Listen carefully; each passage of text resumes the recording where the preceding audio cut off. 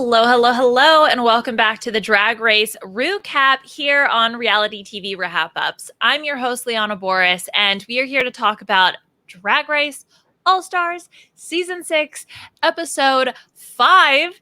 And now, our normal panel could not be with us here today, but Aman is looking fresh as a style icon at his twin sister's wedding.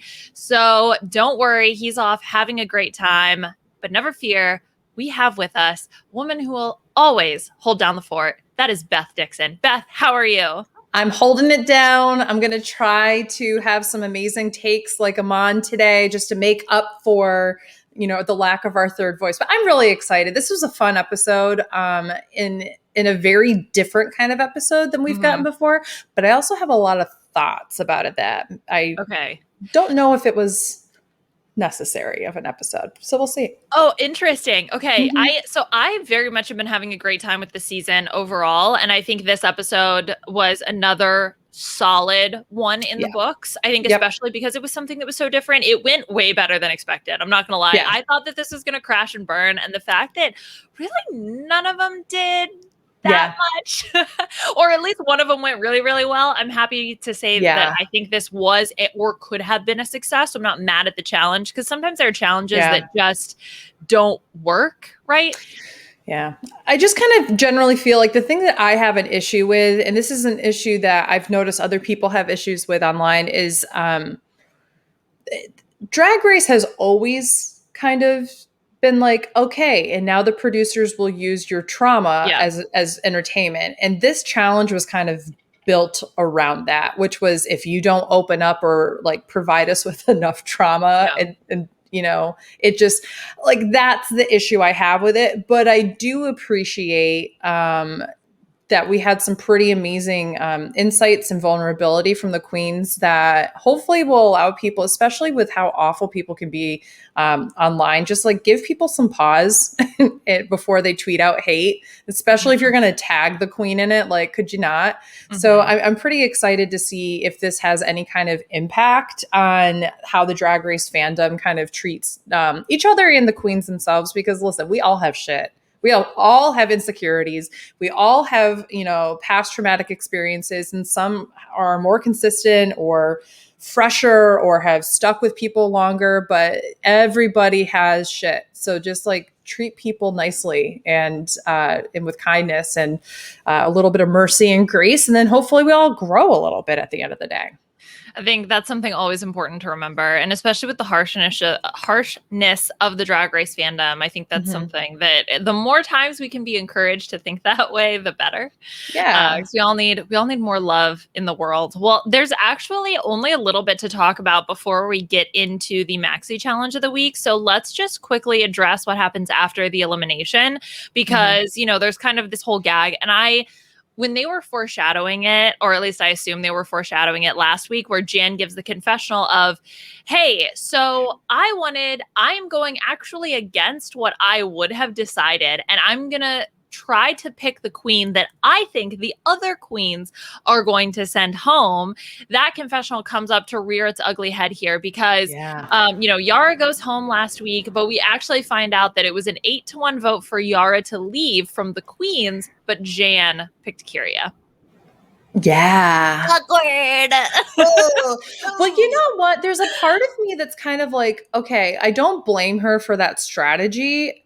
However, you kind of see this both with Untucked and from what we see, there's really no opportunity for Jan or whoever the winner is of the challenge to get on the same page as the other queens, because they bring the other queens to a very different location so that the person who's going to lip sync can get changed. She's going to do her own filming of her own voting. And there's not really an opportunity from the time that the person who says, I want to talk with everybody who's in the bottom, to get on the same page, because they're not over there on the other side of the room to hear. So I think it's interesting if you're going to go for that, style of voting somebody out, thinking purely what the other group is going to do, you better either forego having one-on-one conversations with queens and just sit there with everybody else and have an open, honest discussion with everybody, which I kind of want to see that. I don't want someone to be just taken away. I kind of feel like if I were a queen on Drag Race, I'd be like, there's no point for me going individually. I want each of you to say everything that you would have said to me in front of everybody else here. First of all, for the drama,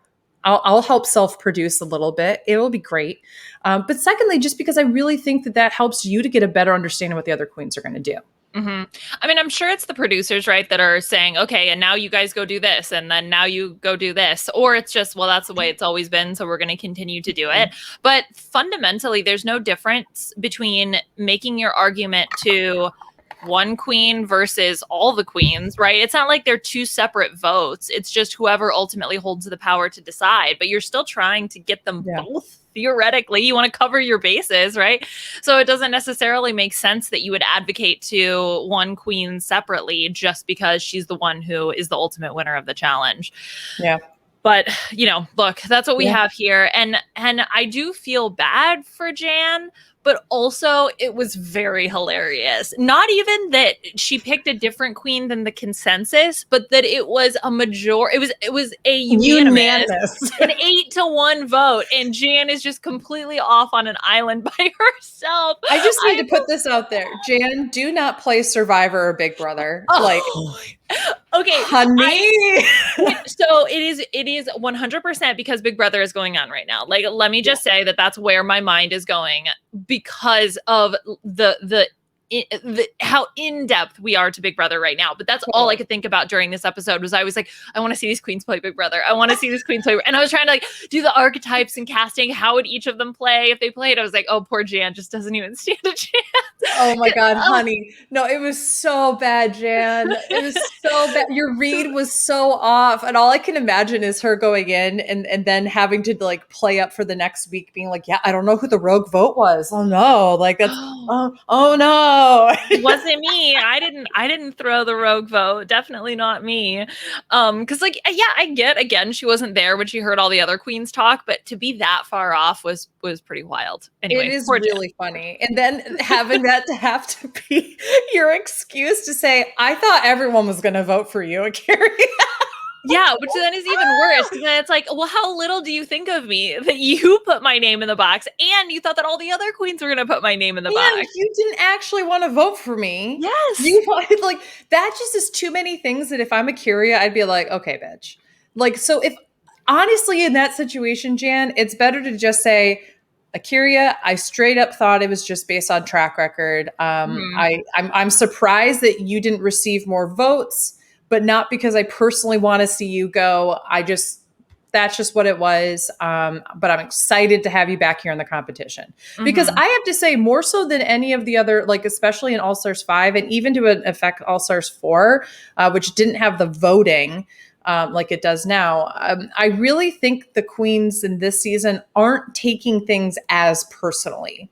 Like do we remember like All Stars 5 was like, oh, you voted for me? It's over. Like, and I was like, oh, okay. Like this is, yes, we'll get into it with spoiler alert. Scarlett leaves us in this episode and obviously is very, very upset. And Yara is swearing last week as she leaves and such.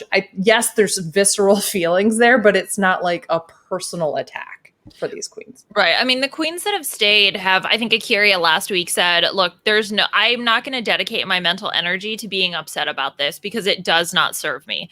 And so having that attitude from some of the queens, I think is really positive. And then that helps to, not have kind of that lasting effect. Although Akiria here, I think is a little peeved, little peeved.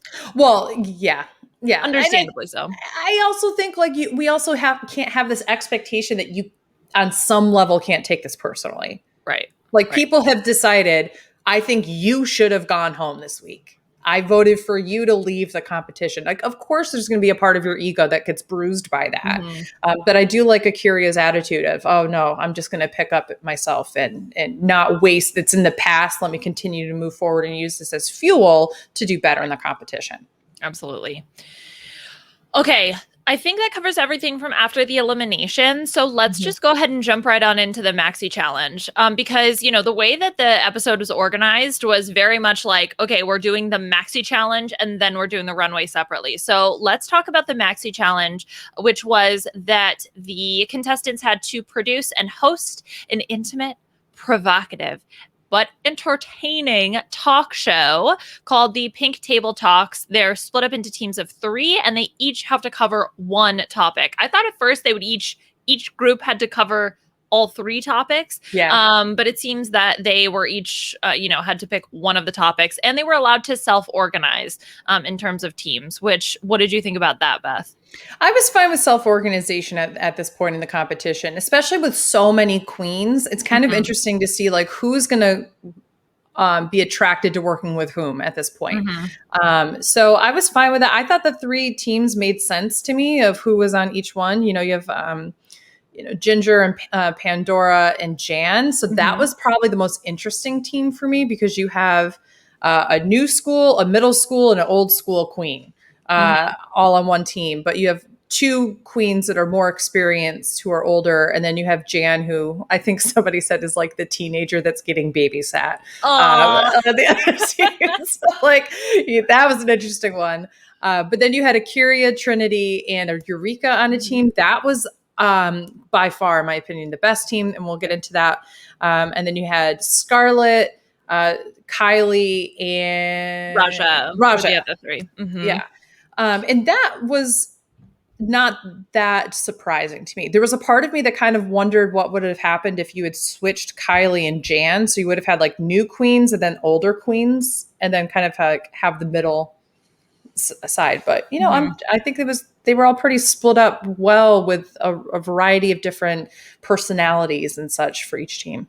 Yeah, I mean, I'm fine with this, with that they were allowed to self-organize. I think this is also a challenge where there's no drama to be forced. Like you are manipulating the queens in other ways. You don't need to manipulate them to fight with each other. You're trying to manipulate them to open up about their traumatic experiences, right? So no big deal. We're just going to make sure that not only are you reliving your traumatic experiences for television, but that as a reminder, your life in this competition depends on your trauma.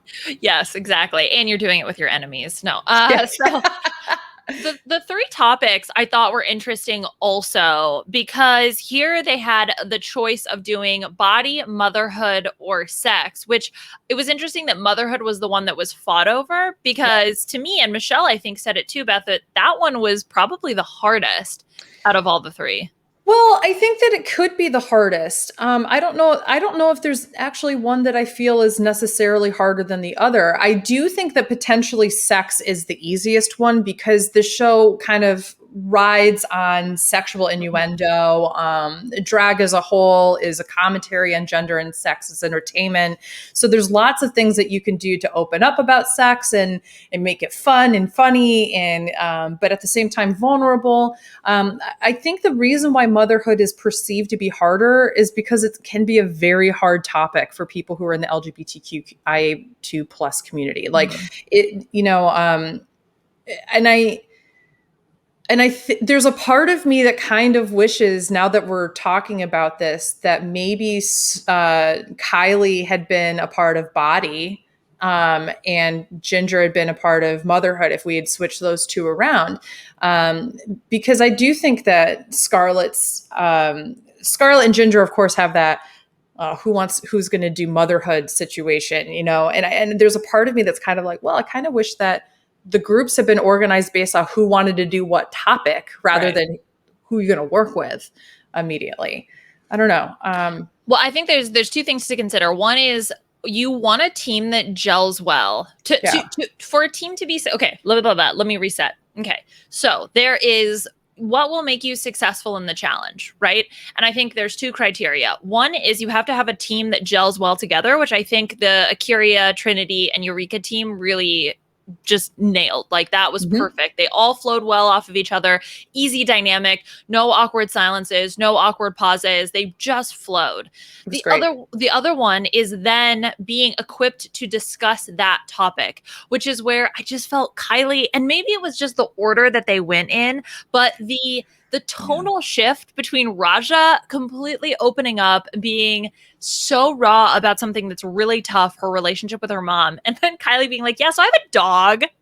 just was so awkward. It was so awkward. And of course, I don't want to put anybody in a box that they're not willing to talk about and such. And I do appreciate that Kylie comes on and says, I don't want to be known as, the season 2 queen. I don't want to be known as the trans queen. I don't want to know these things. But I do think that there's something that she could have talked about in terms of potentially body dysmorphia or something like that would have been really interesting coming from a body table. Of course, again, I don't want to put her just in that box, but considering that Ginger also really wanted to talk about motherhood and really is hoping to become a parent, has been on this journey for a while, a couple years now. She and CJ, her husband, have been trying to figure out how to have a child for a while now. Like, I just think that there were things there that could have been really interesting if we had people swap based off of what they wanted to talk about. In addition to that, I would also say Pandora really didn't want to talk about body, and I'm going to be honest, I don't know why she wasn't in the bottom this week. I really don't think she did a good job. I understand and I appreciate what she did say about older bodies and loving Botox and that kind of thing. But it also came across to me as like, I'm just going to scratch the surface because I actually don't want to get into my issues, which I think is fair enough. So choose a topic that you think you can talk about. That's where I think this, from a production standpoint, would have been stronger. Let the queens choose the topic they want to talk about. Let them fight over which one works best. And then that's your group. I also want to pull back for 1 second and just kind of talk a little bit more generally about the challenge, because I think you alluded to this at the beginning of, okay, there is 2 ways, for at least I think, to view this challenge. One is that it is extremely... It's a great opportunity for queens to open up and to demonstrate to audiences some type of kinship, and to show that it's, it gets better. It's going to be okay. Let me show you that we're all going through similar things, or like my experience, to relate to you and make the viewers at home feel like they're not alone. And that, I think, is a really positive. But on the other hand, kind of what you were mentioning is this very exploitive, like, hey, so talk about your traumatic experiences and we're going to make money off of it. Thanks. Hey, yay. And like, I actually do feel like, I don't think anybody really specifically talked about it, but I, as a viewer, was feeling this pressure. Like, if I were in this competition, if I don't break down crying, like, I felt like there was like an expectation to have a Raja moment, where you're really overcome with emotion. Jan made the joke. Yeah. Like, in hers, that was like, oh, like something about good enough to reveal vulnerability or something. Like, oh, you're giving the judges First of all, honey, okay, that I need to also talk about this with Jan. Like, why are you even mentioning the judges? This is supposed to be a challenge where you're outside the walls of Drag Race, right? You're supposed to be on like a television show, giving the judges vulnerability. And I'm like, no, they don't exist, honey, in this world that you're in. Yeah, but fake world. I don't know. I just kind of, I don't know. I honestly do think that, or maybe if the groups had been allowed to choose a topic and had been pigeonholed to like these 3. So like, maybe there was something that they wanted to talk about. Like, let's talk about drugs and party culture within the queer community. Let's talk about mental health. Let's talk about, whatever people wanted to talk about. That's like something that's real, but you feel more confident being vulnerable about being put in a position where you have to open up about something in those 3 areas. I actually really just, that's where I really don't like where this is coming from for the judges, or the production. Yeah, and I think that they're all really valid criticisms. I think it's something to think about. I think all the queens, though, did their best with it. No one looked really noticeably uncomfortable. But what actually solidified it, and I think we'll start to now get into each of the teams, the fact that the first team did so well, I was like, oh, this does work. This can work, because I was nervous going into the challenge. But Akira, Trinity, and Eureka talking about sex, it was so good, Beth. It was I loved this. It was great. They had wonderful chemistry.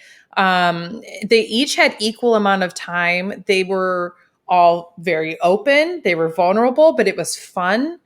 it reminded me, like, if you have something like The View or The Talk or something like that, where they are talking about things that are important, but they still manage to keep it lighthearted and kind of educational, versus like, there's like two different types of like Oprah shows. Like Oprah would be like, everybody gets a car today. Like that's one type. And then the other type of Oprah show is when she was like, today we're going to talk about human trafficking. Like, and it would be like really serious and like there would be like no levity in it. So it wasn't the latter. They were able to still kind of have some lightheartedness and show that vulnerability, which I loved. And I actually really appreciated hearing their three, like they each had something really important to say. You have Akira talking about her gender identity and how that's tied to sex, because sex and gender are intertwined. Like you can't talk about sex without talking about gender. Can't talk about gender without talking about sex. Like it's an important thing to remind ourselves about. We hear about Trinity and her HIV status. And being undetectable, which is incredible to like tell people of the world, be very open about this, because the stigma is still there, even though we have these wonderful advances in HIV medication. And then we have Eureka talking about being a bigger person, and oftentimes being told by the media, by people in general, that bigger people have a hard time having sex or finding sexual partners or fetishized or these different kinds of things. And that's what I really appreciate about this panel. They all brought something really real, but interesting to listen to. I think you really covered everything that I felt as well. I think that the fact that all of them had an interesting, unique topic to discuss within the scope of talking about sex really just made it dynamic. But I just can't go, I can't help but get out of my head the way they played off each other. I think Eureka did a fabulous job as a moderator. As someone who hosts podcasts, I know how hard that is. And to be able to just make it flow and ask questions that didn't come across too interrogating, like, oh, and tell me about this and tell me about that. And to ping pong it back between the other two queens, just really, I mean, was outstanding. And I knew that Eureka had this in her. She did a great job with the proportionizing panel. And so this is something that's kind of in a very similar vein. And her joke about the chubby chasers, I ain't running nowhere. I died. Like that level, it's what you were talking about the Oprah shows, like the levity that she can kind of pump in here. I genuinely thought she should have won this challenge. I agree with you on that. I could not believe my brain when I thought, oh my God, no, I really want Eureka to win. I'm actually shocked and a little upset when Ginger ended up ultimately winning when I thought it should have been Eureka. What planet am I on? I so feel the same way. If you had to say that there was any weak link for this three, say that there was only going to be three tops, because I do agree that Ginger should have been in the top. I don't know if she should have won over Eureka. So I do agree with that. And this is coming from, I mean, the Ginger Minge, like, fan here. Literally fan. But yeah, if you had to choose a weak link out of this trio, who do you think it would have been?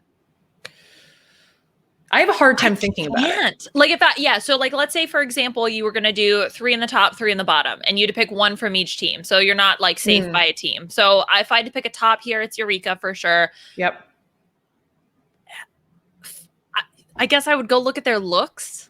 I mean, honestly, within the panel, I can't pick one versus the other. I think for me, based only on the panel, not the looks again, because we will look at the looks. Although the looks will tell me something different, actually. I think based on the panel, I would choose Trinity but I don't think it's her fault that she didn't. Even though the others did better, right? Yes, exactly. Yeah. I don't think she did anything wrong. When you think about looks, though, it wasn't a clash of patterns for Akira, so therefore I'd put Akira in the bottom if I had to. All right. So we'll get to that point. But I'm trying to choose like who is a top, who is a bottom out of the three trios. But this one's really hard. They just did so well cohesively. And they also had the what's inside the pink furry box game, which at first I thought was just going to be for the sex group because it was the pink furry box. But then they did it for everyone and it didn't really make sense for the other two, but it really made sense here. So I was like, oh, that's so fun. And then by the time we got to the other two groups, I was like, wait, what? This was an interesting, weird choice that production made. Also, it like there was no runway to that. It just started happening, and we were like, there wasn't even a moment where they were like, and then you're going to have to present something. Like as they presented the challenge idea, we're like, where did this come from? Yeah, it just popped out of nowhere. Like, I'm sorry, what? I thought maybe they had chosen to do this. Oh. Like, oh, okay, great. But then I saw that, like you said, that the other two teams did it. I was like, oh, I don't like this. Yeah, I didn't like it either, but fine, whatever. All right. Kind of took you out of the moment, to be honest with you. And that's the thing is, especially with the other two, though, I think it took you even more out of the moment. With the sex one, because at least it was something that was like, oh, it's related to the topic that they're discussing. Motherhood, the butt plug citrus reamer. I have no concept of what, but fine. Mama likes to get dirty too, I guess. Okay, so let's talk about the motherhood group. It's Scarlett, Raja, and Sonique, who ended up winning because of a rock, paper, scissors game, as we discussed, that they get to do motherhood. So, Beth, what did you think about them here? You know, I thought it was really interesting. The edit made it seem like Kylie would be the one to potentially go home in this episode. I felt like, because you have Scarlett saying, I'm really worried about Kylie. And when they were sitting there talking, Kylie actually, I thought, came to life a little bit more than she even did on the panel in the actual like competition or the challenge. I feel like this was a wonderful challenge to give herself. I just don't think that this maybe was the topic that would have been best for her to play moderator on. Just like we kind of talked about, or like that you brought up, like, I'm a dog mom. Cool. Yeah, and that's the thing, right? Is that like the topic probably didn't quite fit. I thought though also with the moderating, she talked about it a little bit when it was either in Untucked or in the backstage of this episode, but it was like, well, the queens were, I didn't want to interrupt. I didn't want to step on anybody's toes. And that's a really important subtlety to figure out a way to let the conversation continue to flow, but direct it in a way. It's like you want to let the river flow, but you're kind of guiding the river in the direction that you want. And that's tough. And I did feel bad for her here. I thought also though, again, and we mentioned this with the whole juxtaposition of Raja talking about her mom with the dog thing, is just, I think they could have structured it a little bit differently. Like maybe if Kylie had gone first and, you know, talked about the dog, and then you go into the two moms, and then you go into the intense relationship that Raja has with her mother, because it just, that would have, I think, also helped the flow a little bit more. Yeah, I think that, or at the very least, even if I think that they just should have figured out what their transitions were going to be ahead of time. Even if they stuck with the same thing, coming up with a better transition or having a better sense of like, do you have an idea of what it will be like when you talk about these things? Because Raja might have said, I might get emotional, in which case we're like, okay, great. Is that something you want to end on? Right. Is that something you want to start with? Do you want to put it in the middle? For me personally, I think you want to put the serious stuff in the middle. You want to start off and set a tone. And then I think maybe ending with Scarlett's two moms as kind of a juxtaposition would have been a powerful way to say, look at the wide variety of experiences people have, not just within the queer community, but just generally speaking. And that might have been the way to do it. But I agree with you. I just honestly feel like the biggest issue here was Kylie's ability to have relatable content and then direct the conversation. Do you agree that Scarlett was the weakest one out of this, like the queens did? Okay, so this is what I kept struggling with, because, you know, part of her critiques were that she was popping in and out of normal, human, relatable, and performer. Yeah. They're the same person. You know what I mean? Yeah. It's just, how natural does that come across? But even then, that's a performance. You know what I mean? Like, it's just so tough because, you know, and she does her whole like awkward, like, with the whole face thing. Which, by the way, is me. Like, I watched that in that moment, and I was literally like, all I do all the time is go, Well, and that's the thing too, is that I know I've 100% done that. I've opened up about something but then made kind of like a stupid, silly joke, hand gesture, whatever, to kind of alleviate some of that. Oh, but look, I'm not being too serious, guys. Like, it's okay. You can laugh with me. You can joke with me. So I didn't think it was that that bad. The way that they edited it, though, clearly I was like, oh, like Scarlett might be in some danger because of this. But I personally didn't think it was that bad.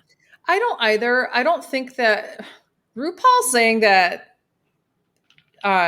Scarlett made him uncomfortable was a choice, I think, for me. Like, where that was like that? A step too far. That was honestly too. I was like, what was uncomfortable? First of all, RuPaul, you were the king of let me take your trauma and make money off of it. I'm going to pretend to be a therapist because I've done therapy. So therefore I'm a therapist, and like, just bring that to the table. No. Like, where do you get off saying that somebody made you uncomfortable? Because here's what it was. He didn't like, I think, that there was something positive being sent about the topic. I think that's what it truly was. I think he was like, well, what am I supposed to do with this? She's supposed to be crying, and she's kind of celebrating motherhood. Like what the heck? I truly think at its core, that's what it was. I feel uncomfortable. This should be a traumatic topic for you. Why aren't you crying right now? Hey, someone had to make trauma out of it, okay? And RuPaul felt traumatized by Scarlett. It's just next level strategy, okay? Like, I'm going to use your trauma to then create my trauma, and then together we will have all the trauma. Oh my God.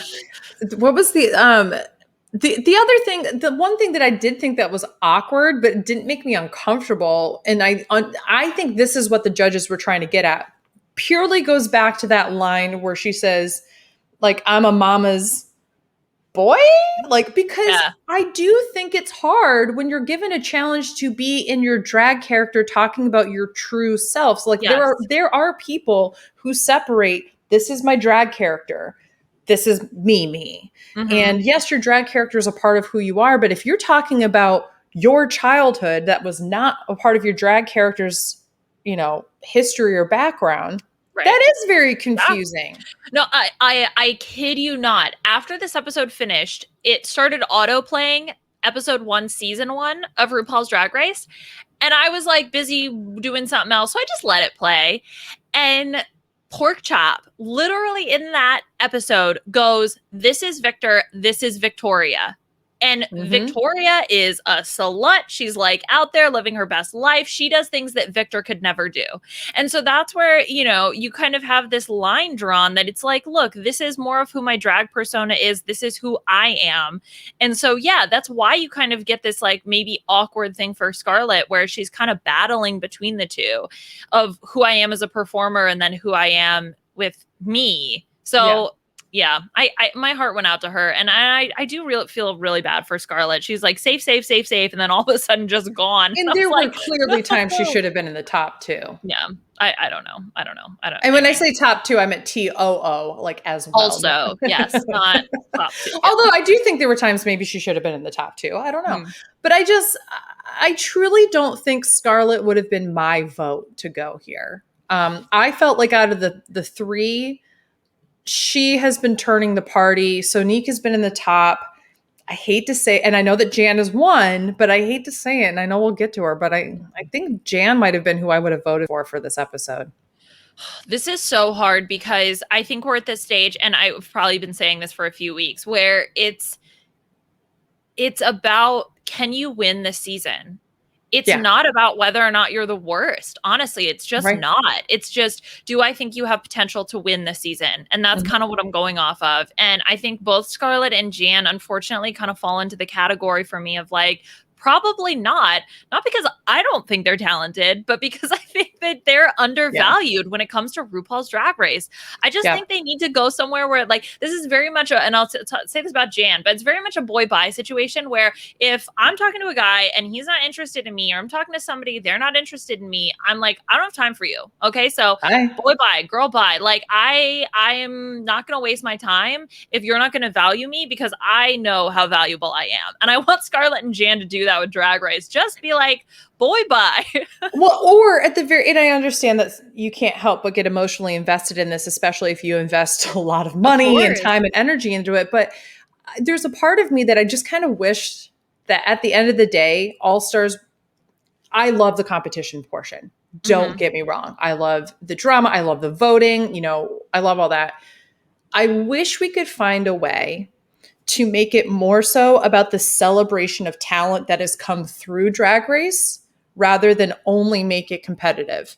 Because I feel like if you had a season, where you know what I want to see, honestly? I want to see a season of, they'll call it All Stars because that's what they do, but a returning queen season where it's a lot of people who left middle or early in the season. Nobody goes home the entire episode, and it's all point based. You get points just like you would in draft. And then whoever has the most points at the very end, then you can do one final challenge with us, just those queens. But then it's a platform that still has a competition to it because you're trying to do well within the judging and all that kind of stuff. But people get to know you better as a person, get to know you better as a character, your talents, your skill sets, those kind of things. And you utilize that platform after the fact. I mean, there have been a lot of queens who have been really successful off of Drag Race that come to Drag Race and can't do it. But I mean, not because they're, again, it's just because you're a good drag queen doesn't mean you're going to be a good Drag Race contestant. That's something that, like, or just because, I'm going to put this out there too, just because you're good at Drag Race doesn't mean that you're good at navigating the drag, like, tours and drag con and merchandising and all those different kinds of things. There's so many queens that don't get that marketing idea, but they're excellent lip sync artists. They're great local queens or like regional queens or whatever the case is. Everybody who goes on to Drag Race is a fantastic artist. But some are just better entrepreneurs than others. Right. I mean, it's a different skill set. You know, fundamentally it is. Okay, let's talk about our last group here. And we started to allude to, well, both Jan and Pandora we touched on a little bit. And so this is the body panel with Jan, Pandora, and Ginger. Ginger here is moderating. And this is kind of where what you were talking about, Beth, with Pandora feeling like she only scratched the surface. We 100% get foreshadowing to this, where it's like, guess who has body issues? Guess who doesn't want to talk about them?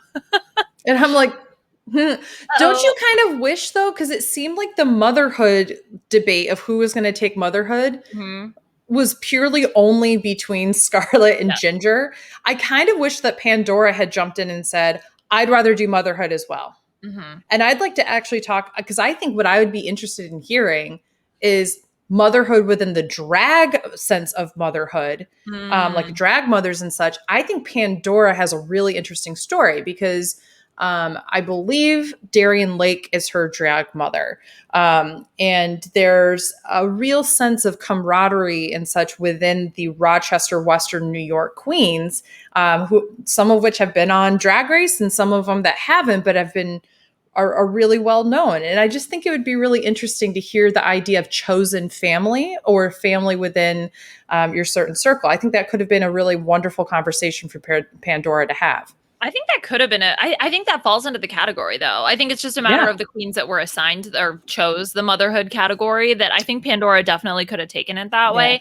Although I do wonder what Pandora would have wanted to talk about. You know, if she doesn't want to talk about body, do you want to talk about motherhood? Did you want to talk about sex? Because I think she just kind of like fell into this a bit and then got stuck with it. But yeah, I just wish that if she had felt that bad about, like, didn't want to talk about her body issues, then also say something with Ginger. Like, if it seems like there's a whole team that doesn't want to do body and there's only one person on the other team, I'm sorry, numbers win here and they get motherhood and it switches around. But I don't know. Because I think Kylie didn't really feel like super jazzed about motherhood. Raja, obviously, that's tough because it's like, well, do I feel comfortable enough to want to open up about this topic?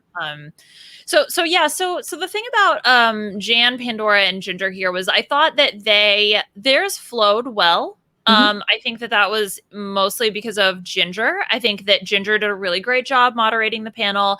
I think Ginger has this confidence, but not an overwhelming confidence, which I think is great for balancing all of the different queens talking about their issues. You know, you had Jan, especially talking about her weight gain after season 12. And then now, especially coming right back onto All Stars, like it kind of fit there. You had Pandora talking about ageism within the beauty community, which I think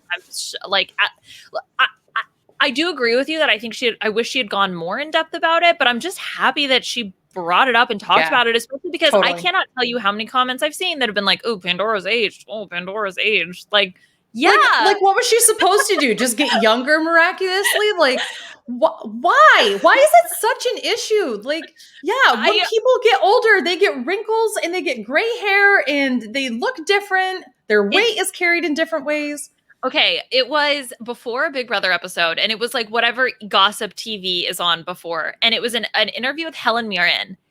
Helen Mirren, she had on a filter on her camera that was so smoothing. She had no wrinkles, and I was like, no offense, because it shouldn't be an offense. Yes, it was weird because I was like, there's nothing wrong with that. But I mean, that's the culture that we live in. And I think that especially within the drag community, that's a topic that's not really addressed. It's all about getting your lips done and your Botox. And even, you know, Pandora talks about like, oh, I love Botox. I love Botox. Because it's just not accepted really anywhere that, especially as a woman. And which is so funny because it translates to drag queens that you cannot age. For some reason, there is like the sexual appeal of a woman is as a girl. It's not as a woman. It's not as which is inherently creepy. Yes, that's why out there. Oh my god, that's why we have the pedophilic elite when you like fetishize young women.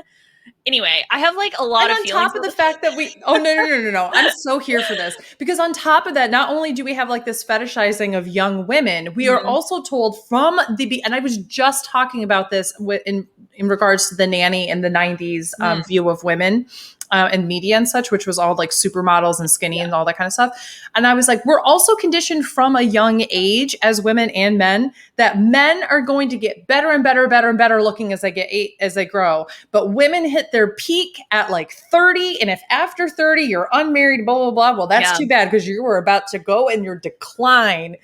Like, and I don't even think it's 30. I think it's younger than that. I think it's like women hit their peak at like 22. And then it's just like, it's all down from here. I mean, especially when you have these like male celebrities that like only date within a certain range. It's like, I date them until they turn 26 and then I dump them.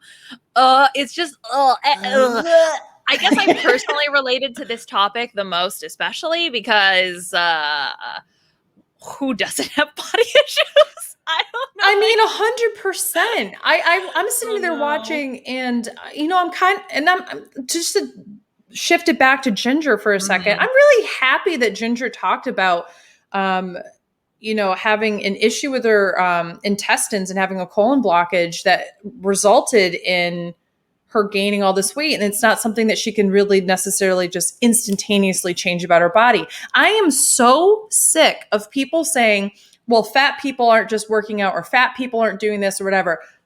You know what? There are some fat people out there that aren't working out, aren't eating healthy, aren't doing anything like that. But you know what? That is their business. It is their doctor's business. And it does not put any value on them in society or whatever. It shouldn't do that. But for whatever reason, people feel empowered to call you out when you're fat and tell you that you're unhealthy and blah, blah, blah, blah. But there's so many things that make people bigger that they can't help. And it could be medical reasons. It could be medications. It could be genetic. Like there's so many factors into it. And the tough part on top of this too is when she said, and there's not a single day that goes by that people don't tell me about it, right? So if in my DMs, yeah. If you're talking about society feeling like they have the authority to be able to comment on your body and to be able to like it's this thing that you're allowed to discuss, just like, oh my God. And I would argue, and I'm not saying that this is that men don't experience this, but people who are more femme or women or like femme presenting in any way tend to get this abuse way more. And that's why it's prevalent. You see this within areas where we're supposed to be more accepting of femininity and such. Like it is a thing on gay dating apps to say no fats, you know, no femmes, whatever. You know, I'm a bigger woman myself, like, and I have curves and I've got fat, I've got cellulite, I've got stretch marks, I've got them all. And you know what? Like a lot of me getting older has been more about accepting like, you know what? Yeah, I've got this shit. And guess what? I'm still bomb ass as a human. And having a panel where you have somebody opening up about this kind of stuff on national television, and yet we're all sitting here saying, she's talented. She won the challenge. I mean, like these other amazing things. This is why I was actually really thankful for this one, because it gives you an idea of like, doesn't matter how old you are, doesn't matter if you've gained weight, doesn't matter if you've lost weight or whatever the case is, like your sense of value should come from yourself and not what all the trolls in the world are going to tell you. Yeah. And it's hard. Exactly. Well, exactly. And you know, Jan touches on this too about feeling like, well, I have to pump myself up. Like I'm the one where this is where my value has to come from. And this is something where it's like, if you can, I think this is probably from the Bo Burnham special, the Inside, because I've watched it like a gajillion times. But it's like this concept of being able to live your life. Oh no, this is from Make Happy from his I've like been rewatching all the Bo Burnham stuff anyway, whatever, not important. So it's just a emotional crisis breakdown. So he talks about like, oh, if you can live your life without an audience, you know, what does that look like? Where you're not looking for the validation of others, but yet we live in a society where it's with social media, we are constantly performing and we are constantly being judged and looked at by others. And you're constantly feeling like you should get, like that people feel like they can just make critiques about who you are. And how do you deal with that? Right. As someone who receives all of these comments, I mean, it's really tough. If I can, this reminds me, I shared this on my Facebook profile to my friends and family and such, because I keep my profile on Facebook more so for the people I know. Mm-hmm.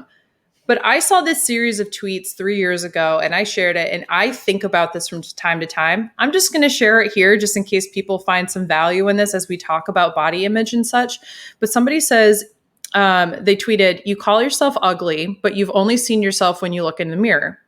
You don't see yourself when your face lights up at the sight of a baby, ice cream, or your favorite restaurant. You don't see yourself when you smile at me for finally understanding what you're trying to say. You don't see yourself when you're so focused at the things you love doing. You tell yourself you're ugly, but you've never seen yourself talk about the things you love, the skies, the stars, the constellation, and the universe. You've never seen yourself tear up tear up for laughing so hard or turning red after I told you something cheesy. I guess that's why it's so easy for people to say they're ugly, because they've never seen themselves in the smallest moments in the ordinary and still be beautiful." Aww. I love that so much, because it's so true. Whenever we look in a mirror, we are performing for ourselves based off of what we think other people want to see for us. We don't even get to look in a mirror and see what we want to see. We look in a mirror and have society's image of us and our perceptions of that. So, you know, whenever I've had a hard day, I try to think of that, where I'm like, okay, like even when like we look in these webcams and we're chatting, mm-hmm. like I can't help and like in a Zoom meeting, look over and go, did I look good when I said I agreed with so-and-so? You know, it's even harder now and everything's online. So everybody listening, you are beautiful in your own beautiful ways that you may not even notice because other people are seeing the things that you can't. That's right. And I think it was their closing line also that was something like, time to accept that you're a hottie and start relying on that body. I love that so much. Very cute. So I loved that. I love that discussion. I feel warm inside now in a good way, not in a like I have a fever way, because still COVID wearing mask. Anyway, hashtag. So the one thing about theirs that I will say is that there were some moments of comedy that felt a little canned. Okay, that's the only like little thing that I will say about theirs. Although I will say the eye stimulator discussion at the end that's conjunctivitis waiting to happen made me laugh. That was good. I wish we would have just gotten rid of the pink box stuff. Yeah, it made no sense. It broke the momentum and all that stuff. I do think out of this group, for me, even though we said all those pieces about Pandora, I really think that Jan was I felt like this was Jan doing a challenge rather than that's the persona I got. And I do agree with the judges that she is very intense and that kind of thing. And I know that I was getting flashbacks of Laganja Estranja in season 6 being like, but that is who I am and blah, blah, blah. And that's true. That is who you are. But just like what I wanted to say was, okay, you're a musician, Jan. Let's sit down and talk about this. Good music has crescendos and decrescendos and moments of accent and all those different kinds of things, right? If it's just forte the entire time without anything to like, there's no diminuendos, there's nothing there that gives it some elements and some flavor and whatever, then it's kind of boring and monotonous, and it's too much. And that's what they're trying to say. They're not trying to say that you being open and happy and bubbly and up and all the stuff isn't genuinely you. They're saying provide some levels that are genuinely you. Well, and this is the contrast between the performing versus being yourself. Like, okay, let's say that is Jan, and Jan is 100% all the time. Okay, well then maybe you should perform a little bit and like not do that. I don't know. My heart goes out to her though, because as someone who's also very intense, very excited, very much be one note of like, I love fall TV and I'm excited and I want to be here. Yeah, exactly. I empathize with her, and when you're being told.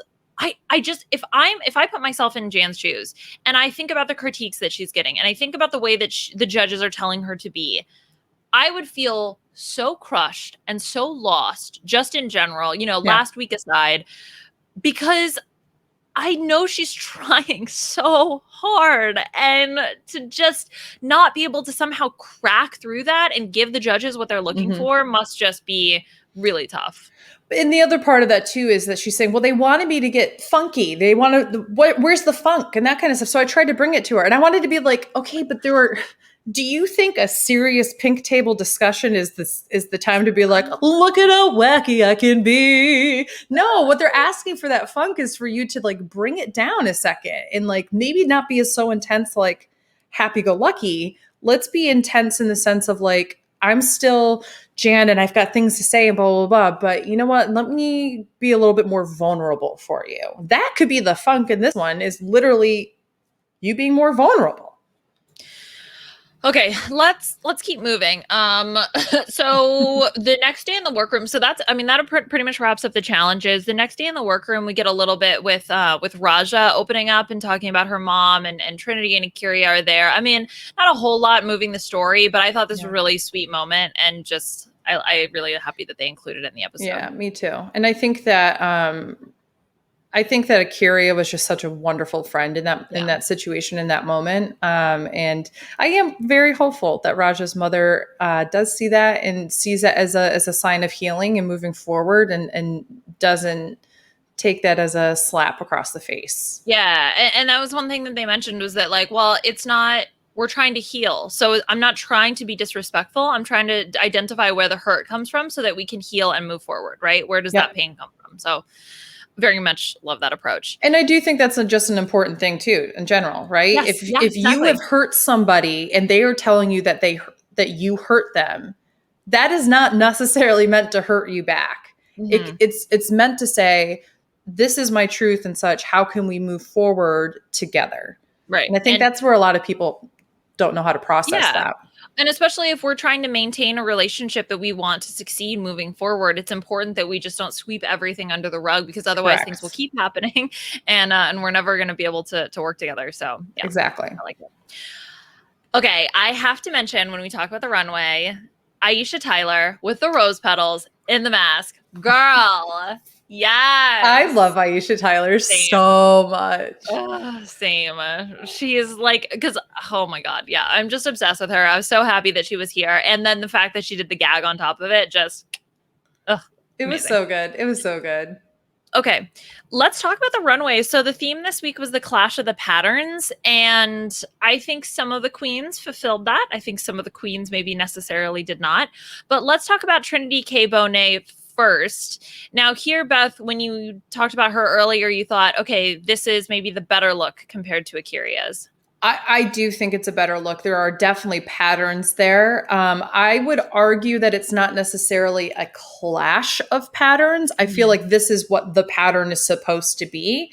I understand that there are different shapes and colors and such, but when I think clash of the patterns, and we'll get to it, there are definitely ones that I think of something like, Raja or Ginger or something like that. This one to me was gorgeous. Love this outfit. I don't think it necessarily beats or meets the, not beats, doesn't beat beat the criteria. Yeah, it doesn't beat the criteria with a stick. No. I'm with you here. I am obsessed with this look, but I don't think it meets the clash of the patterns. There's just, to me, no clash of pattern. It's just gorgeous.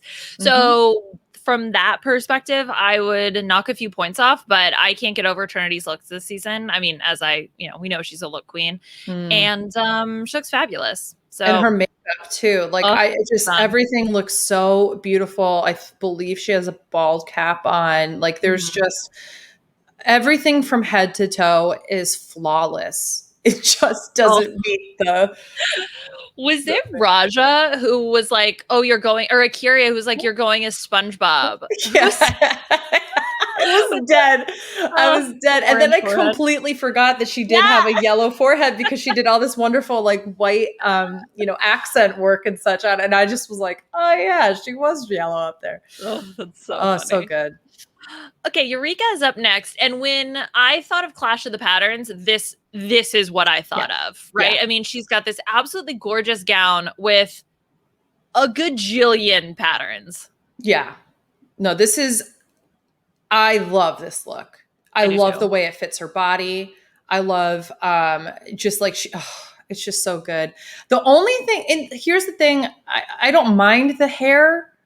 I do like that maybe that blue kind of ties everything together. It's a good color to do that with. I just wish it was kind of styled differently. I feel like this is just like, or maybe it's just because it's like trademark Eureka and I kind of want to see something different from her for hairstyles that, or whatever the case is. But I'm not mad at this outfit at all. Like I really like it. Look, she also has a tendency to repeat silhouettes. But she looks stun. And her body looks amazing here. But I feel like this is classic Eureka. We've seen it before. Not that that's necessarily a bad thing. But when I'm looking for somebody like Trinity K Bonnet that has a ton of versatility and does a lot of different looks, but also Eureka's a bigger girl. And sometimes that can be tough to find a lot of different ways to style. That being said, look is gorgeous. The only one thing I would say about her makeup is I was like, well, girl, where are your eyebrows? Not that you need eyebrows, but it made like the proportions of her face look a little odd to me. Well, and here's the thing. If you're not going to do eyebrows, you need to have a solid under eye, something that's going to balance a line here or there. And because she didn't have a line above or a line below, she just had the eyeshadow. That's what I think kind of threw me off a little bit at first. The one criticism I would have about the dress was she has this kind of bow up on her shoulder. I like that one. I don't like the one that's like below her one. Yeah, that one could be taken away and it still would be gorgeous. And I don't think it's necessary there. I would agree with that.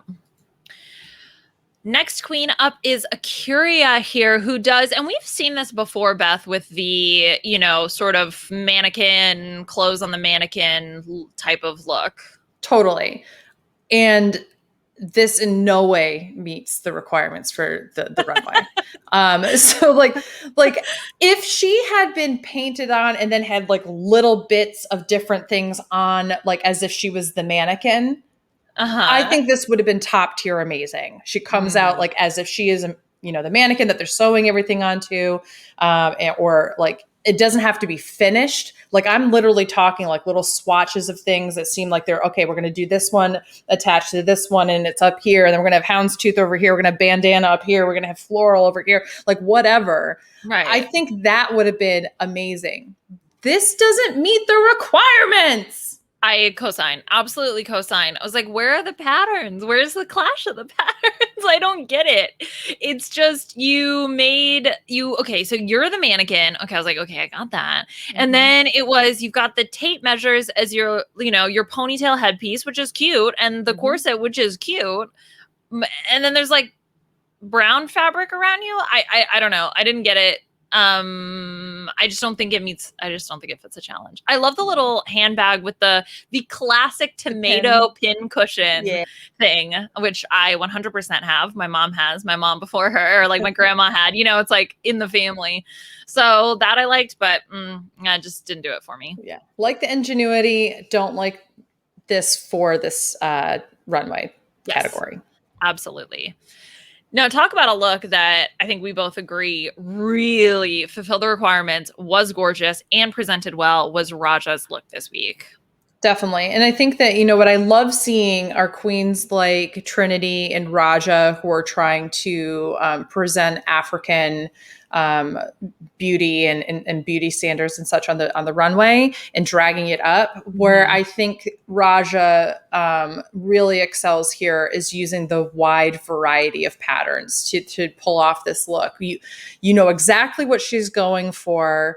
It fulfills the requirements of clash of the patterns, but it doesn't seem like clashing. Like it just seems like it's a really beautiful outfit altogether. When I first saw her, I thought, oh, this isn't Clash of the Patterns, because it looked so put together and looked so gorgeous. And then I actually looked at it with a little bit more detail. I was like, oh God, none of these patterns go together, but somehow they also all go together. Some sort of weird optical illusion. Well, it's there's just smart elements here. She has whatever her sleeves and the very collar of her shirt matches the top portion of around the waist of the pants. And then the top is in the middle is the same as the top of the pants. Like the continuity of things, I think, is exactly what makes this perfect. If there wasn't that continuity between the top and the bottom, maybe I wouldn't feel like it all. Like we would still get the clash portion. I maybe wouldn't feel like it's so, like put synthesized in a wonderful way. Yeah. Now, Kylie Sonique Love is up after Raja, and I think her description was something along the lines of like, "Oh, a fish and a bird fell in love." But you're a mammal. Yeah, I was like, is that not leopard print? Where's the fish and the bird part of it? I thought it was a cat. Okay, anyway, fine. Yeah. Regardless, she's, I would say it's a little bit of a clash of the patterns, although the blue color really doesn't necessarily clash with the animal print. Right. Is the pink hat supposed to be the clash of the fabric? I don't know. I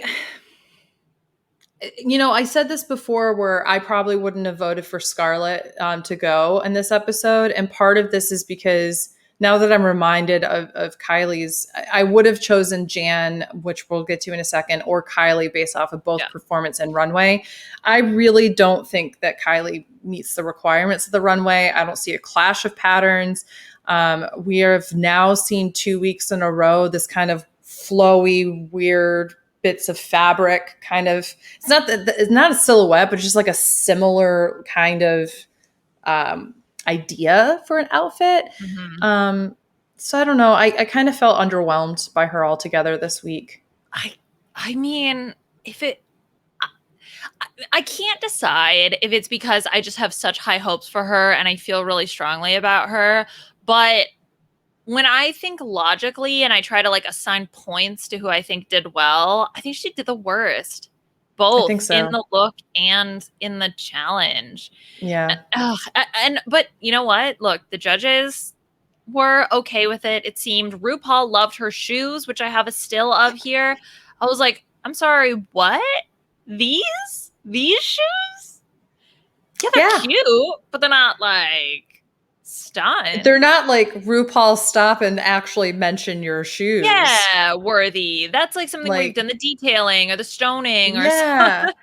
These were picked up straight from Macy's. I don't know. Oh.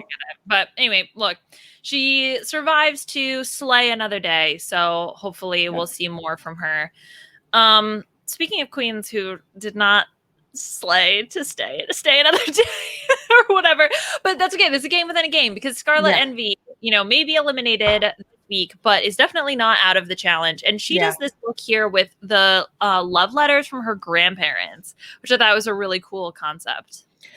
And I have to say, there is clash of patterns in here. I think it's really interesting to have parts of the skirt portion that are sheer, others that aren't. And on top of that, this beautiful 50s, 40s, housewife, which is all about the letter writing and such. I mean, this is, in my opinion, if you're going based off of runway alone, there's no reason that she should have been up for elimination. out of the three that were there. And I also don't think that she should have been necessarily in the bottom. If there was a bottom two, I guess RuPaul would have put her in the bottom two still because he was uncomfortable by her. But I don't think the vast majority of people watching the show would have felt like she should have been in the bottom two. I think her and Jan probably would have ended up. This is like, just put Jan out of her misery. She got her redemption. She got her win. Just let her go. Poor girl. Because I think Scarlett looks stunning here. She looks absolutely so good. Gorgeous. And I think Scarlett is just underrated to me. Super underrated. Especially when it comes to a lot of her looks. So I felt bad for her in this episode. But also you have to have winner potential to stay in the competition at this point. So it's true. Poor Scarlett. All right, speaking of Jan, so Jan here is going shopping, or I guess she already went shopping, and she is it is a purple dream here for Jan. I kind of feel like if the bags all had representation in her dress and in her boots and such, that would have been great, because her like leg warmer portion of her like stockings or whatever match one of the bags. So at first I went, oh, am I going to see the polka dots and like the swirl, which is on one of the bags? Like that kind of matches her dress, but nothing else matched. And I just kind of generally felt like, yes, she does have some clash, but most of the clash comes from the bags, not from her actual outfit. Right. I mean, because the actual dress itself is all just one pattern. And then the stockings are a separate pattern. And then the little chap things are also another pattern. But I kind of agreed with Michelle that I thought they were a little, it made the outfit a little bit unbalanced. If you're going to do those, you have to do something with the straps up top, because she just has this complete like boat neck kind of open thing happening. I agree. I think the makeup's cute. The hair is cute. But yeah, to me, this also is a loose interpretation of the challenge when you're going to do the majority of the clash of your patterns on the bags. So yeah, I think it's kind of a cop out, and I'm going to be 100% honest. I think it's ugly from head to toe. I actually really dislike the hair. I will say I love her makeup, but I hate the hair. I hate the dress. I hate the chaps. I hate the things. I hate the shoes. Like there's like I'm sorry, Jan. I love you, but I hate this outfit. Yeah, she had the little stamps on the back, the like heart stamps on the back of her hair. I felt like I was having those, like, remember those like stamp marker things? 100%. I felt like some 3-year-old just took her like a giant one in which doesn't help with the whole narrative of Jan being the teenager that's being babysat. I mean, hello. Oh goodness. Okay, let's talk about Ginger Minch, who had a look that I absolutely adored here. I think that this is the perfect fulfillment of the clash of the patterns, because it's all still thematic, and similar to the way that Raja did it, they're different patterns, but they all go together. She has the zebra print and the leopard print and the cheetah print and like leaf print or something like that. It just all really worked for me, and it's all thematic with the whole safari narrative. Yeah, and I love that the boots and the helmet match. I love that there's representation from the rim of the helmet and around the base of like the helmet portion with the little water bottle thing. Like everything is thought out, every prop, everything that's addition to it. The only thing I don't really, and her makeup is gorgeous too, and I love the hair. The one thing I don't like is I kind of wish, just for fashion's sake, I get that what the theme is, I wish this had been an ankle boot. Rather than a full boot, because she is so short that it kind of stunts her in a way. But I'm not going to lie. This is the best that Ginger has looked on the runway the entire season. She did do a good job. And I am fairly certain that the reason why she won was purely because I think this is probably the best, or one of the best runways. I mean, Eureka looked great, but this is not something you expect from Ginger Minj, and it's great. This is the moment when Ginger said, oh yeah, this season I'm bringing the fashion. Okay, at least you brought it here. Episode 5, we're on it. It took a while for us to get here, but we got there because I loved this. And I think this is, to me, probably the best look on the runway after Eureka's.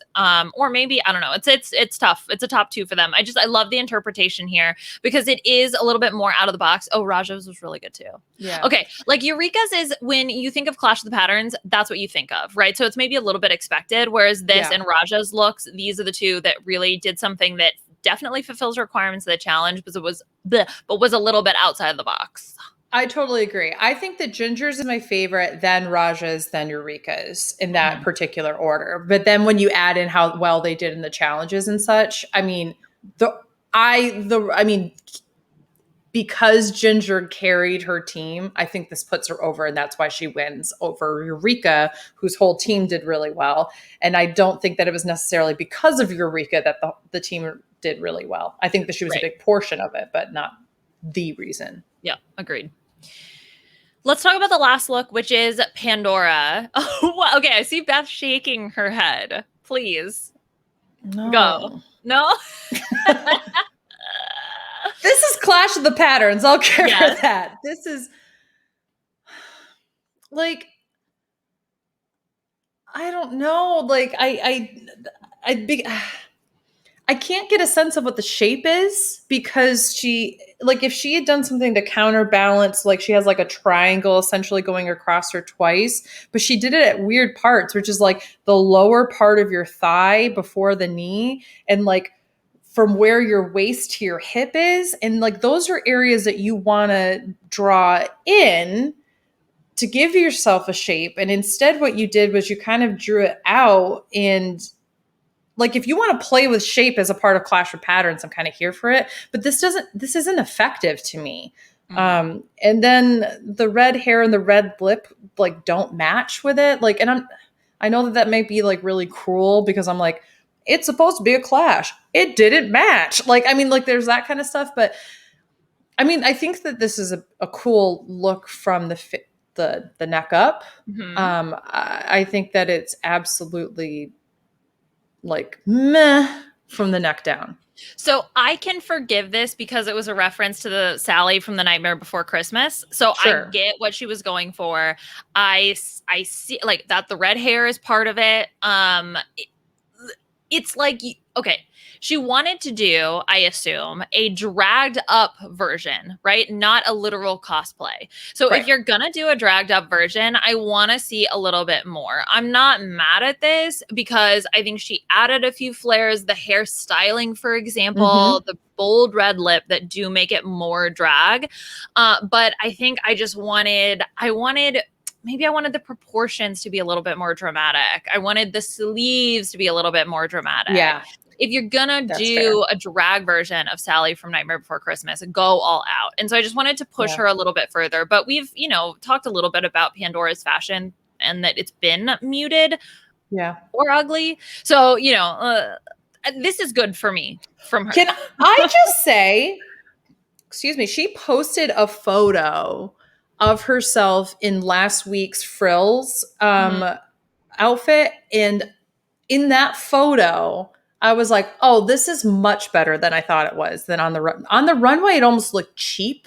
Like something that you would put like, oh, I clearly bought this for a baby doll. Like, I'm going to put it on like the little doll portion. Oh, like, it actually looks so much nicer in a photo. Yes, exactly. This is let me see if I can zoom in here. Yeah. So this is, well, whatever. Yeah. So this is the look, and it looks expensive here. Now it does much better. Yeah. I think it's the blue portion, the base of it looks more expensive than it did on the runway, which might have just been lighting. I don't know. Okay. I'll give her some more credit for that one then. I kind of felt like I really went in on that look last week. So I kind of felt like I needed to say I'm a little. Take it back a little bit. All right. Only a little. Okay, so we talked about this, and because I really want to show this image. But Trinity, Eureka, and Akira were all determined to be the top, but Ginger was the top all-star of the week. And I am pulling up this is from the subreddit, a slow motion of Ginger realizing that she won the challenge, because this moment was so good. She was just shocked. We were all shocked. Ginger just the look on her face. If this is a a perfect, yeah, she's like jumping up and down, excited. Check out the RuPaul's Drag Race subreddit, or watch our video, RHAPup.com, YouTube, whatever, the plugs, because it's so funny. This was so funny to me, and it's genuine too. Yes! Like that's what I love about this. Everything there is genuine. You have her with her like 17 different facial reactions and emotions that happen within a split second. Yeah. Jan immediately is like, yeah, and Jan does like a little jumping up and down because she's happy for Ginger. You have Pandora once again being muted and kind of just clapping. Yeah, But the best part about it is just like you have all this emotion, and then it just cuts to Ross, who's just kind of just kind of clapping, staring at it. It's so good. That's great. So Thank you for sharing that, because I'm gonna watch that like several times before I go to bed. Her face is just amazing. Now, blah, blah, blah. We talked a little bit about the judging. Is there anything else from the judging and deliberation that you want to address before we talk about the lip sync?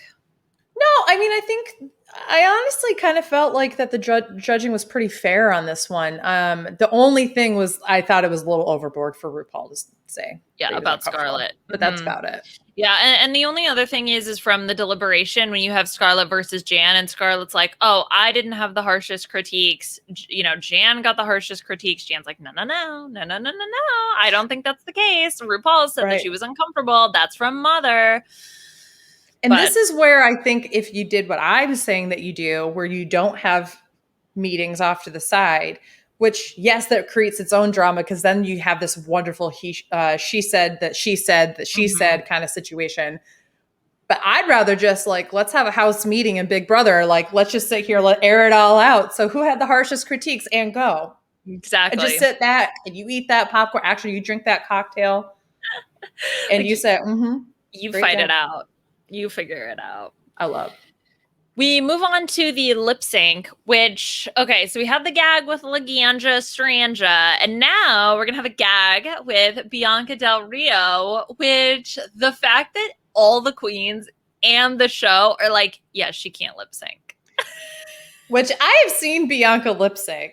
She's actually pretty good.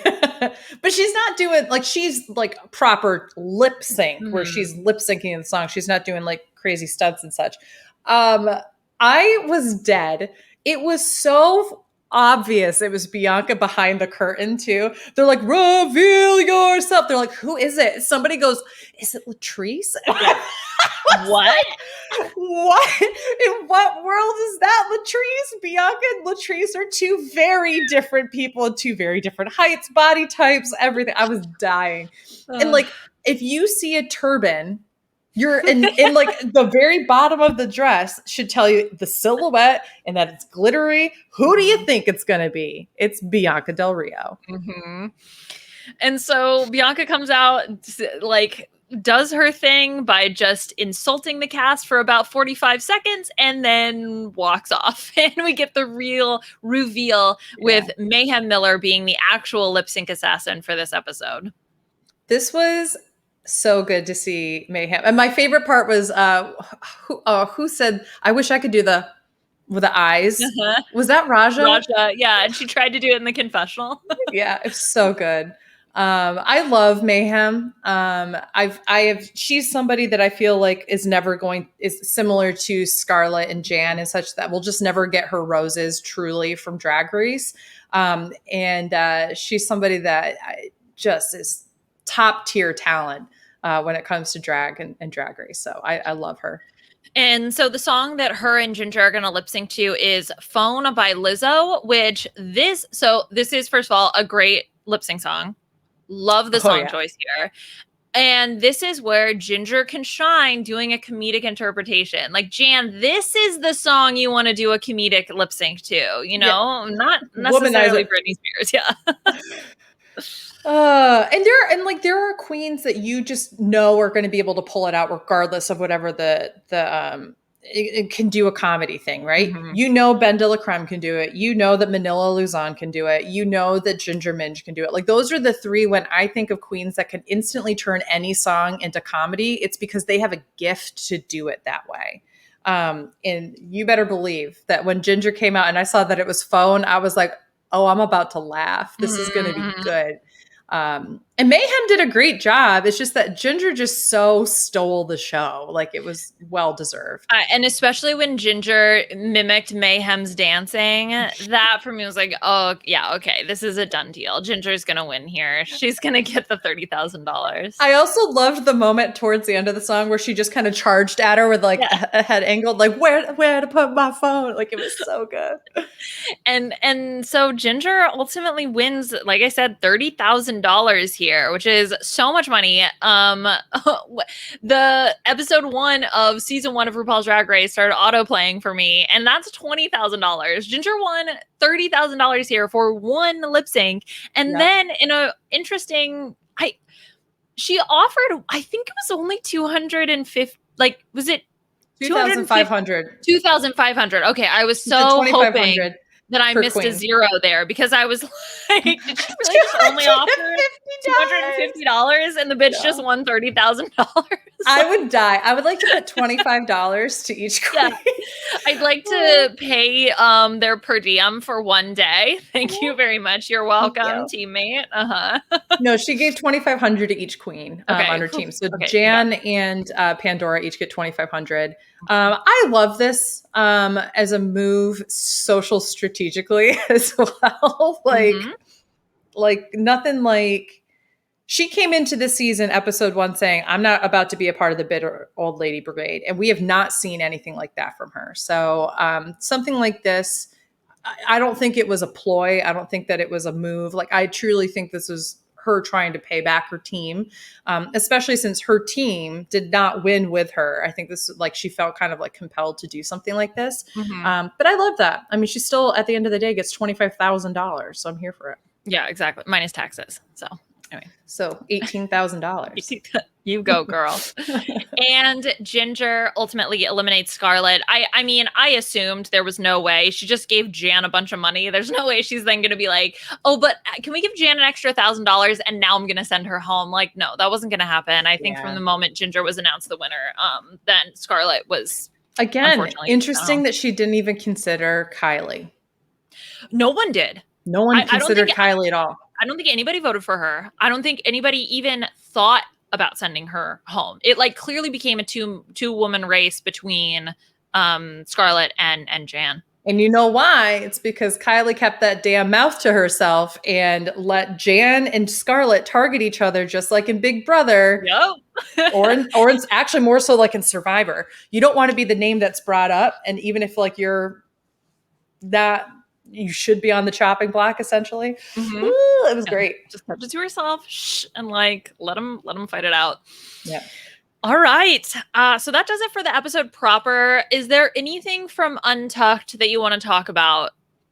What I liked about Untucked is we do have a moment where Ginger comes out as non-binary and gender fluid. And as far as I know, still goes by she, her pronouns in drag and he, him pronouns out of drag, but I don't think would be offended by they, them, or she, her any other time.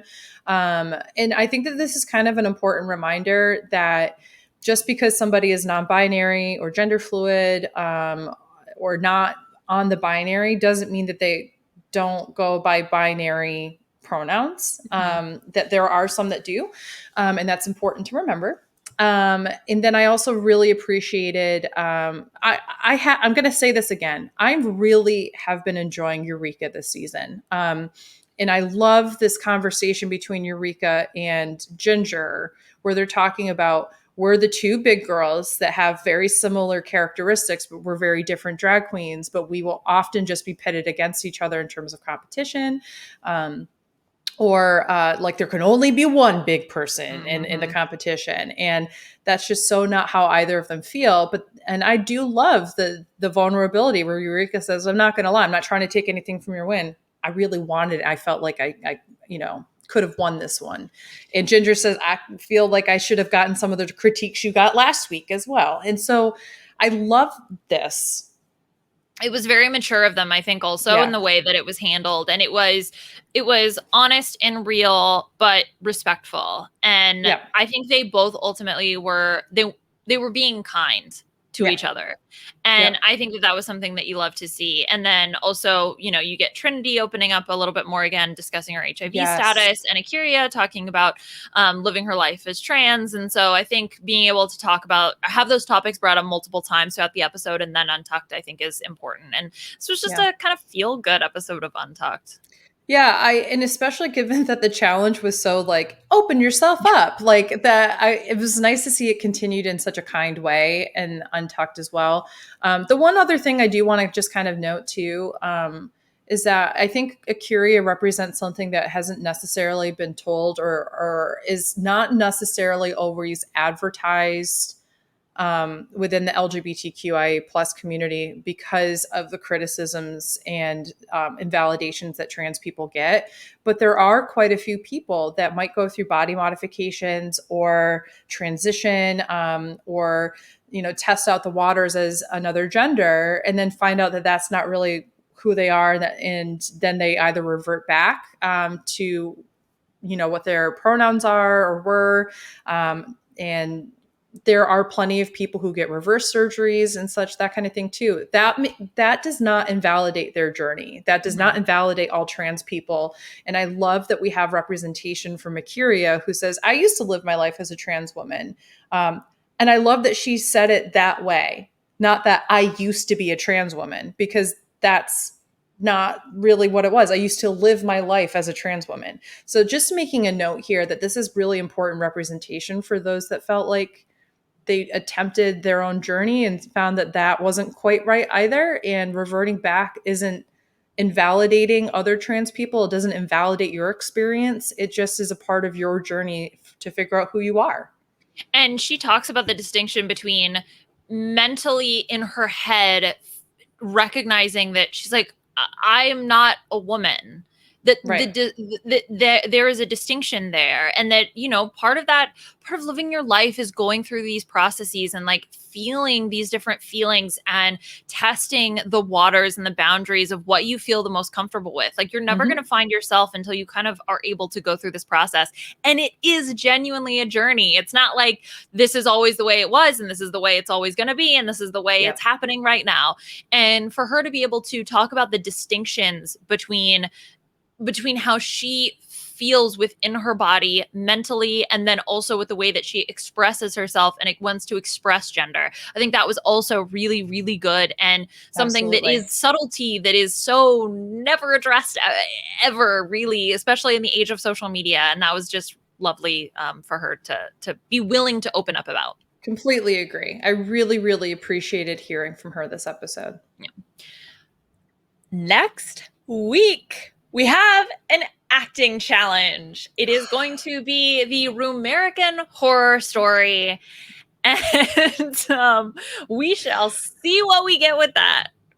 I'm interested to see if we get another really good performance from Trinity K Bonnet, because she did not do well in the like horror acting challenge in her season. But then we saw this redemption a couple weeks ago when she won the challenge. So I'm interested to see if she does well. I'm assuming we're going to see good things from Ginger and Eureka. I'm going to be worried about Eureka. I'm going to be honest with you. I kind of feel like her and Jan. Jan it's going to be the, you overacted and you didn't know how to do the levels, or Jan will correct because of the critique she's gotten in the past. I don't know. We'll see. I might be a little nervous with Sonique too. Yes. I mean, I think we got a little bit of the promo that kind of alluded to that, to her being in a precarious position, but we will have to see next week. Yeah. Okay, Beth, I think that does it for us. Whew. We did it. We did it. Good job. Yay. All right. Where can people find you on social media, and what are you up to? Yeah, people can check me out at AugustaWind11 on Twitter, Twitch, TikTok, all the fun stuff. And I am going to be playing Among Us. We're doing that fun stuff, doing some sliced sausage on Sundays. And then you can also check me out on My Weekly Meltdown. currently covering Big Brother 23, as well as Hot Mess Moments, where you can catch me and Dylan Zahner, Ape Dylan, covering The Nanny and Lost. And we are coming up on the end of season 1, and there's lots of thoughts happening. And you can follow me on Twitter at Liana RHAP, on Twitch, Lianaism. And I am in the throes of Big Brother, as we alluded to several times during the podcast. That's pretty much all I can think about, apart from Drag Race here and there. So check me out on the updates. I was also on the eviction episode this past week, which was always just, a Jan level of excitement to talk about Big Brother. This has been such a fabulous season. I can't get over it. Anyway, that does it for us here today. We will be back next week. Unfortunately, Beth will be swapping places with Aman. Aman will be back. Beth will be spending time with humans and friends. I'm excited. Yes, Ape Dylan is going to be coming to visit. We're going to try to do a podcast IRL and watch each other's reactions to each other's shows. So should be fun in a couple weeks on Hot Mess Moments. I also forgot to mention, I'm going to be doing the patron reaction show, feedback show for the Survivor 40 countdown for this week's episode, which is the Philippines, which is my all-time favorite season. So I am very excited. So be sure to tune in if you're a patron to check me out. Yes, which is perfect for the patron program. If you want to become a patron of Rob Has a Podcast, you can check out patreon.com/RHAP or robhasawebsite.com/Patreon, where you can support all of the wonderful things that we do and get a ton of fun perks. So you can check out what Beth is doing. Also with the Big Brother season, there's 2 special shows that are for patrons only. And you get access to our Discord or Facebook group and really just connect with all of us in a more intimate level. If you would like to leave star ratings and reviews, please go to robhasawebsite.com/drag race about us, our gorgeous faces. And thank you to Scott St. Pierre behind the scenes for all your help. And we will check you out next week. Bye. Bye.